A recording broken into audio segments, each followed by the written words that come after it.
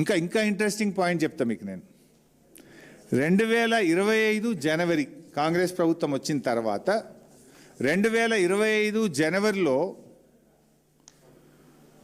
భూపాలపల్లిలో ఒక OB contract tender పిలిచారు. 2025 జనవరిలో భూపాలపల్లిలో OB contract tender site visit certificate లేకుండా పిలిచారు. అంటే పాత బీఆర్ఎస్ విధానమే కొనసాగుతూ కాంగ్రెస్ వచ్చిన తొలినాళ్లలో కూడా 2025 జనవరి భూపాలపల్లిలో పాత పద్ధతిలోనే సైట్ విజిట్ సర్టిఫికేట్ లేకుండా టెండర్ పిలిచారు. కానీ ఆ టెండర్ పోటీలో వెళ్ళి ఏమైంది? మైనస్లో టెండర్ అవార్డు అయింది. గతంలో బీఆర్ఎస్ ఉన్నప్పుడు మైనస్లోనే పోయింది. కాంగ్రెస్ వచ్చిన తొలినాళ్లలో మొదటి 2 నెలల్లో టెండర్ కూడా without site visit certificate tender పిలిచిండ్రు. అది కూడా గతంలో వెళ్ళినట్టే మైనస్ టెండర్ పోయింది. ఇగో అసలు పాయింట్ ఇప్పుడు చెప్తుందిగా. 2025 జనవరి భూపాలపల్లిది సైట్ విజిట్ సర్టిఫికేట్ లేకుండా అయింది.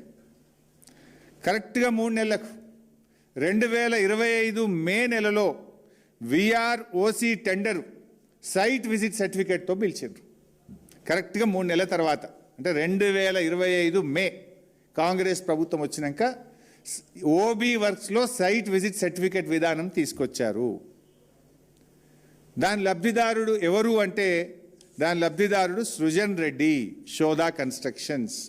ఇలాన్ని డీటెయిల్స్ ఉన్నాయి. ఎప్పుడు టెండర్ పిలిచినారు, వర్క్ ఎక్కడ, రేట్ ఎంత, ఎంత ఎక్సెస్ వేసుకున్నారు, ఎంత ప్లస్ వేసుకున్నారు, ఏం జరిగింది, all details are there. This I will release it to the media. మీకు కూడా కాపీ ఇస్తాను. సో సైట్ విజిట్ సర్టిఫికేట్ ఎప్పుడు వచ్చింది? 2025 మేలో వచ్చింది. దాని మొదటి లబ్ధిదారుడు ఎవరు? ముఖ్యమంత్రి బావమర్ది సృజన్ రెడ్డి, ఆయన కంపెనీ శోధా కన్స్ట్రక్షన్స్. ఓబీ వర్క్స్లో మొదటి లబ్ధిదారుడే ముఖ్యమంత్రి, ఆయన కుటుంబ సభ్యులు. దీన్ని మసిబూసి మారేడికాయ చేసి ఇదేదో పాతగానే ఉండే, వెనుకటనే ఉండే అని నానా తంటాలు పడ్డాడు పాపం భట్టి గారు. సో ఇక్కడ స్టార్ట్ అయ్యి ఇక చాలా టెండర్లు జరిగినాయి. ఇక